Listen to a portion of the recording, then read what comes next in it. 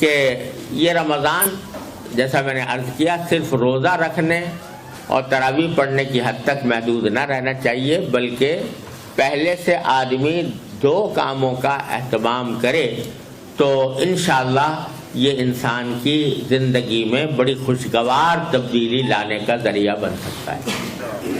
2 باتیں، ایک بات یہ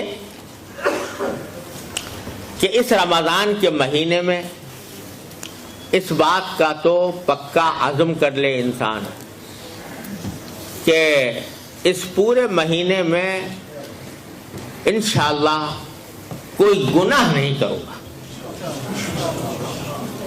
ورنہ آپ سوچئے کہ رمضان کے مہینے میں آدمی نے اللہ تعالیٰ کے حکم کی خاطر کھانا چھوڑ دیا، پانی چھوڑ دیا۔ کھانا حلال تھا کہ حرام تھا؟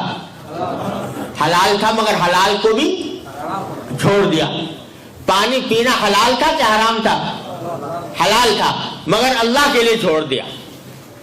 جو چیزیں پہلے ہی سے حرام ہیں، جو روزے میں یا غیر روزے میں دونوں میں حرام ہیں، اگر وہ نہ چھوڑی تو پھر وہ روزہ کس کام کیسا ہوا؟ مثلا جھوٹ بولنا حرام تھا، جھوٹ بولنا روزے میں نہ چھوڑا۔ غیبت کرنا حرام تھا، غیبت کرنا روزے میں نہ چھوڑا۔ کسی کے اوپر نامحرم پر لذت لینے کی نگاہ غرض سے نگاہ ڈالنا حرام تھا، وہ نہ چھوڑا۔ کسی کو لڑائی کرنا، جھگڑا کرنا، دوسرے کو تکلیف پہنچانا عام حالات میں بھی حرام تھا، وہ نہ چھوڑا۔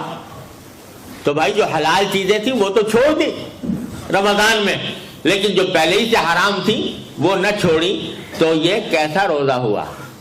اس سے تقویٰ کیسے حاصل ہوگا؟ تو تقویٰ اس وقت حاصل ہوگا جبکہ حلال چیزیں تو چھوڑی ہیں، حرام چیزیں بھی چھوڑو۔ اس بات کا عزم کرو کہ کم از کم اس رمضان کے مہینے میں آنکھ غلط جگہ نہیں جائے گی، زبان کوئی غلط بات نہیں بولے گی، کان کوئی غلط بات نہیں سنیں گے، اور منہ میں کوئی حرام لقمہ نہیں جائے گا۔ یہ کیا بات ہوئی کہ سارا دن تو روزہ رکھا اور افطار کیا حرام غذا سے، ایسے آمدنی سے جو حرام تھی اس سے افطار کیا، دھوکہ دے کر فرض کرو کمائی حاصل کی، وہ حرام۔ سود کھا کر کمائی حاصل کی، وہ حرام۔ قمار کے ذریعے حاصل کی یا اور کسی غیر شرعی طریقے پر حاصل کی، وہ حرام۔ تو روزہ تو رکھا سارا دن اور افطار کیا حرام سے، تو وہ کیسا روزہ ہوا؟ اس سے کیسے تقویٰ پیدا ہوگا؟